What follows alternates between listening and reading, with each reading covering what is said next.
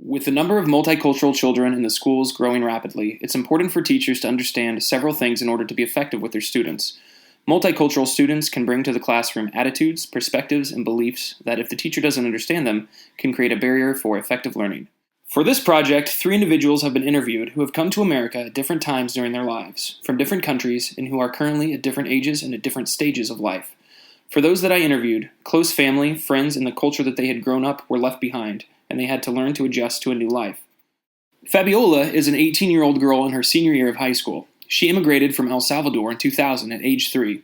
However, at age 12, during her 6th grade year, her parents experienced marital problems, and she returned to El Salvador with her mother for 1 year. Her perspective is about going back to El Salvador after spending her first 7 school years as a U.S. citizen.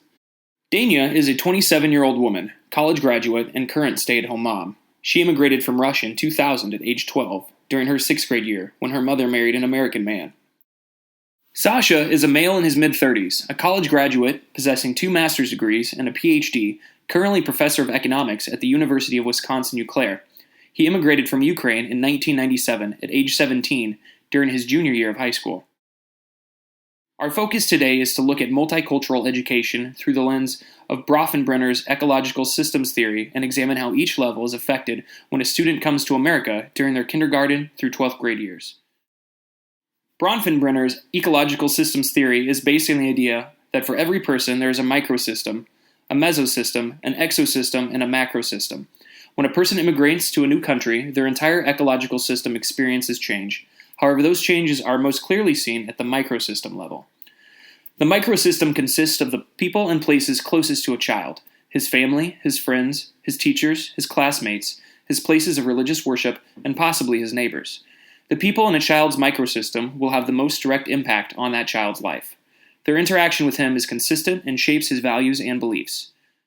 According to Min Zhu, in his article Growing Up American, The Challenge Confronting Immigrant Children and Children of Immigrants, immigrant children struggle to fit in based on a frame of reference that they have acquired from their American peers and from television and other forms of mass media.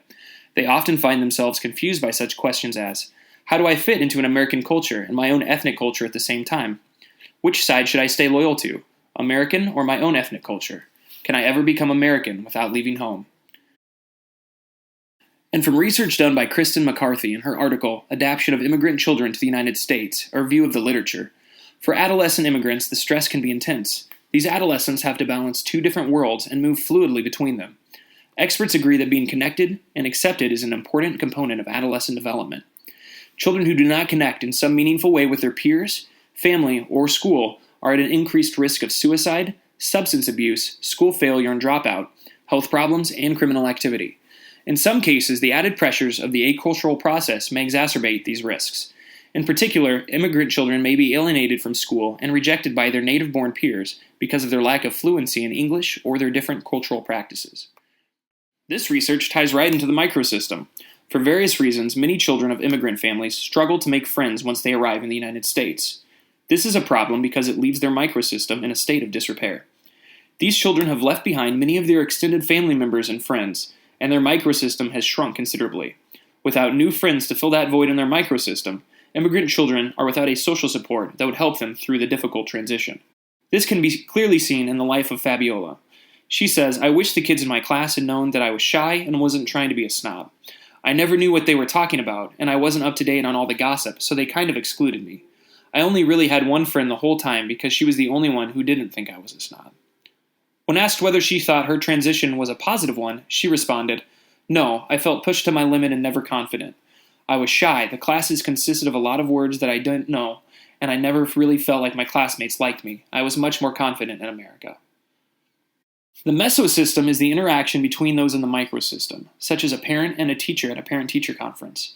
Those interactions almost always have some sort of impact on the child and will affect his happiness and well-being in some way. According to research done by Nectaria Palelog in her article School Adjustment Difficulties of Immigrant Children, immigrant students who enter the educational environment appear to have difficulties in their school adjustment. Children experience difficulties in the learning domain as well as in their social behavior and communication when they enter a new environment or one different from their family environment. Language acquisition and command of a second or foreign language is a factor which influences pupils' general school achievement. Children coming from a foreign country, usually when they initially attend the school of the host country, appear to have learning and psychosocial difficulties, which to a great degree are due to the difficulties they experience during the process of learning a second or foreign language. Language acquisition relates very closely with the mesosystem because without the ability to communicate to all of those in one's microsystem, a person's mesosystem would remain very undeveloped. Both Sasha and Danya experienced difficulties with language acquisition and relating to those around them. Sasha says, "I had the most trouble with the language, not really with understanding it or speaking it, but with the undertones. In America, you use a lot of undertones and references in your speech, and if someone doesn't understand those, they are at a disadvantage. Like everyone assumes that you know about Charlie Brown and Scooby-Doo, and if you haven't seen those cartoons before, you have no idea what they're talking about when they make a reference to that." And Danya says, "Not being able to understand the language and learning it was frustrating, and also not having people understand what I wanted or was feeling was hard. I wish my teachers had known my language better because it was really difficult at times to communicate and tell them I needed help or how I was feeling. But when you're 12, you don't want to admit those things. So everyone thought I was doing better than I actually was." Because they weren't able to properly communicate with those around them, Danya and Sasha not only experienced difficulties in their microsystem, but also in their mesosystem. The various parts of their microsystem were unable to function properly, and to Danya and Sasha's best interest because of the language disconnect. Because they couldn't properly communicate their needs to those around them couldn't properly act on their behalf. Next, we have the exosystem. The exosystem consists of people and things that affect the child in an indirect sort of way, such as his community as a whole, the school system he is associated with, his parents' place of employment, and so on.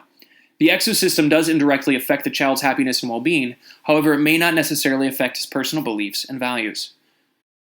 According to research done by Paul Kamdis-Miller and Hidehiro Endo, another important challenge that many immigrant children face is understanding the curriculum and pedagogy used in America's schools. Our curriculum is largely Eurocentric and could even be said to have a unique American style. When immigrant students enter the classroom here, they are not accustomed to our curriculum and often find it lacking in appreciation for other cultures. Sasha could relate to the differences he experienced between the two school systems. Education here is more performance-based. Back in Ukraine, if you did poorly on a test, that grade kind of followed you. If you got an A or a B or a C, the teachers kind of graded you to that standard. It followed you to other classes as well. You kind of just became that sort of student, says Sasha. Any one person can't change the exosystem, and while its impact isn't as significant as the lower levels, it definitely impacts the child's experiences. The macrosystem consists of the things that have the most indirect effect on a child, such as his national customs, the political power in his country, and the state of the economy. The things in the macrosystem have a very general effect on the child, and he is affected in roughly the same way in which everyone else is. According to researcher Kristen McCarthy, immigrant children are often described as having to straddle two cultures without fully identifying with either group. As Sam describes, immigrant children come to know the norms, values, and customs their parents promote on the one hand, and those promoted by the host society on the other. These two cultures are often viewed as opposing each other, a situation which is sometimes described as cultures in conflict. Sasha describes the differences in cultures by saying, "People in America are really curious about foreign. They see that you have an accent or a funny name, and they automatically want to know where you're from and how long you've been here, and to tell you that your English is very good. And while I know that they're just trying to be polite, it's really hard because I consider myself to be an American, and I want to be valued for that part of me, and not because I'm from a different country." The macro system is the broadest of the ecological systems, and in some way it affects all of the lower levels. Many students struggle to adjust to cultural change, and that makes the transition process that much harder on them and their families. For those that I interviewed, the transitions were mostly positive because they were able to adjust to the culture change that the macro system presented, but that isn't always the case. Because of that, teachers need to be aware of the difficulties that immigrant students are facing. Each ecological system impacts an individual in different ways, and for immigrant students, that impact is intensified by all of the changes in their lives. Teachers of immigrant students would do well to study the culture of their students and make an effort to connect with that student in any way possible.